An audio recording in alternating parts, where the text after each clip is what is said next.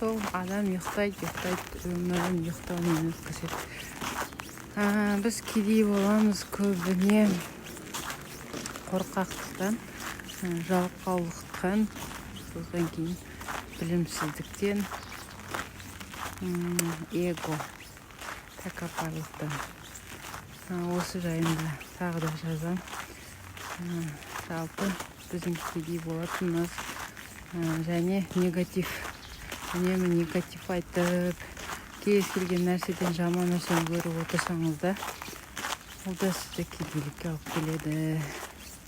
Кедейлікке алып келетін жолдарды жазғым келіп тұр. Кешегі обучениеден кейін взрыв мозга болады менде. Бірге болыңыздар, реакция қалдырып қойыңыздар, ұнап жатса айтқандарым шабыт керек.